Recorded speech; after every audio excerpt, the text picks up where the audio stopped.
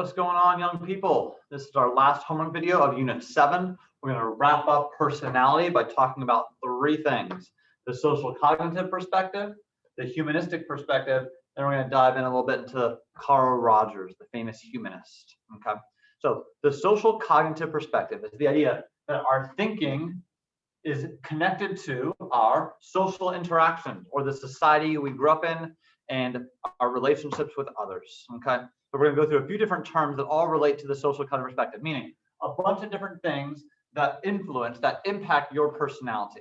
So the first thing I want to talk about is this idea that you have either an internal locus of control, meaning where is your control located, or you have an external. Internal means you feel like you do have control over things. External is this idea that sometimes you feel like you do not have control over things. Both are correct, right? When you're applying to colleges, there are some things you have control over: how hard you work, your GPA, how hard you study for the SAT. There's some things you don't have control over, right? The prompt on your SAT, whether or not the college lets you in, okay? Whether or not the scholarship committee chooses you to win the award. So this is a famous prayer, the Serenity Prayer.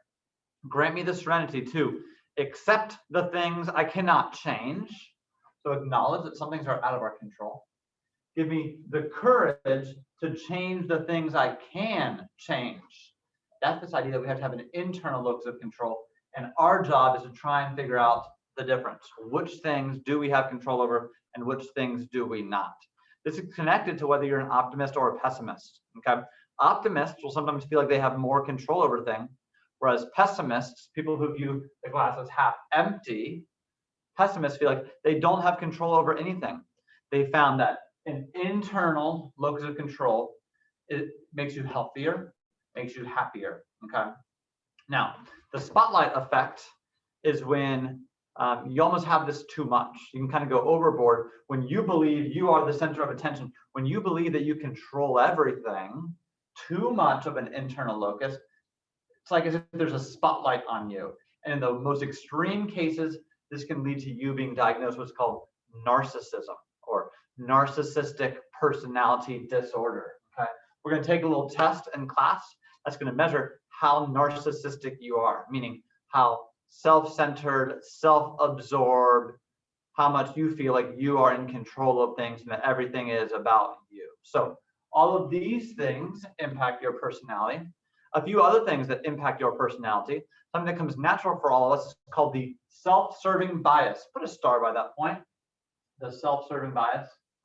The self-serving bias is the idea that we want to make ourselves look good. When good things happen, we take credit for them, right? Took first steps at 4 months old, must be a genius.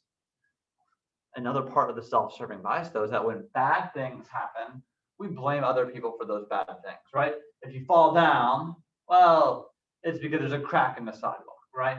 Self-serving bias with grades. When you get an A, you say you're so smart. When you fail, you blame the teacher, the test, your parents, your classmates, something like that, okay? You take credit when good things happen. You blame when bad things happen. That's the self-serving bias. I rarely have a student who gets a great grade on a test and says, "Oh, Mr. Jones, I got this great grade because of your hard work, because this test was so easy." No, when people get good grades, they say, "I'm so smart. I studied so well. I took good notes." When people fail, they often blame Mr. Jones or say, "That test was too hard, wasn't fair. I was absent a day. I didn't have time to make up my notes because I was spending too much time on the tiki-taki." Other things that impact your personality is your feelings of self-efficacy. How effective can you be? We've seen this in a lot of units because it's a super important term. So make sure that you have it circled, starred, or underlined. Self-efficacy. If I have the belief that I can do it, I shall surely acquire the capacity to do it, even if I may not have it at the beginning. It's a quote from Gandhi talking about the fact that he believed that we could accomplish things, we could learn things. A shorter way of putting this is, they are able who think they are able. If you think you can, you can. If you think you can't, you probably can't, right?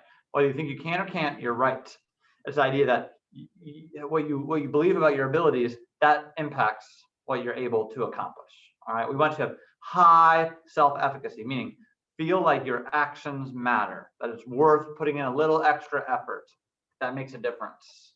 Now, whether or not you have all these things in the social cognitive perspective might depend on whether you grew up in a more collectivist culture or a more individualistic culture. When I say Eastern and Western, I'm referring to like hemispheres and cultures.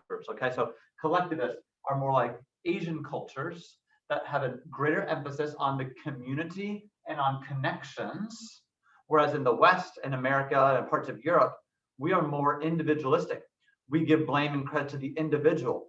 The difference in these two might be, for example, if there is a serial killer, okay?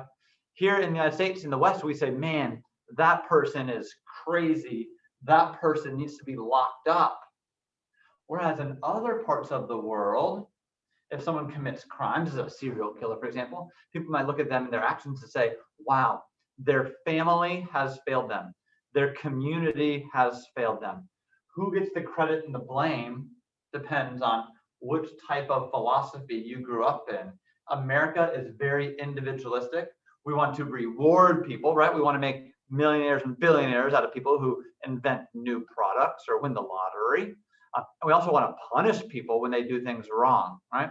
Whereas in other societies, there's more of a focus on how can we make the community stronger, okay? So that impacts your personality.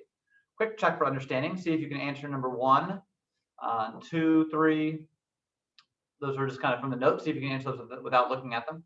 Number 4 and 5 might be more your opinion. Okay, number 5 is sort of a personal question to reflect on when you either take credit, maybe for something that you don't really deserve, or when you blame others for something that really might be your fault. Okay. Cool. Second Roman numeral, let's talk about humanism. Okay. The big idea of humanism, we talked about them way back in Unit 1, and we've talked about them throughout the school year, is that humans are basically good, but we just need support from each other in order to, here's the goal, reach our potential, okay? Or the other word is self-actualization, all right? That when things go wrong, it's because of the situation we are in, okay? Humanists believe that when things go wrong, it's because of our external situation. And if we can sort of fix the things around us and fix the way we see those things, that can actually give us a positive impact. So much of personality comes from when the external world does not meet our needs. So we talked about the hierarchy of needs that Maslow developed, right? He said that personality comes from, are you having these needs met, or are there deficiencies? Meaning, are there things missing from your life, okay? So if you don't have your physical needs met, breathing, food, water, sleep, well, that's going to impact your personality and how you treat people, right? If you don't feel safe and secure with your job or money or health, that's going to impact your personality. You have to have your physical needs met before your safety needs can be met, before you can feel a sense of belonging to your friends and family, before you can feel good about yourself, esteem, before you can meet your potential and do amazing things and make the world a better place. That's that top category according to Maslow. The other humanist that I've mentioned, but we've not gone deep into, is a guy named Carl Rogers. So let's talk about him, okay? He was also a happy, hippie humanist, and he is known for developing what's called client-centered therapy. The idea that therapy shouldn't be about the therapist, but it should all be about the client, right? Freud tried to make things all about himself. Rogers said, no, it needs to be about the client. He said the client needs to be treated with what's called unconditional positive regard, sometimes abbreviated as UPR. Put a star by this or circle this point, okay? The idea here is that people need to be appreciated, right? No matter what they've done, they need to feel like they're accepted and loved, okay? He wrote this quote, one of the most satisfying experiences I know is just fully to appreciate an individual. Unconditional positive regard, appreciation. And he said, in the same way I appreciate a sunset. When I look at a sunset, I don't find myself saying, soften the orange a little on the right-hand corner, put a bit more purple on the cloud color, right? He doesn't critique and criticize the sunset. He doesn't try to control a sunset. He just watches it with awe as it unfolds. It is this receptive, open attitude which is necessary to truly perceive something as it is.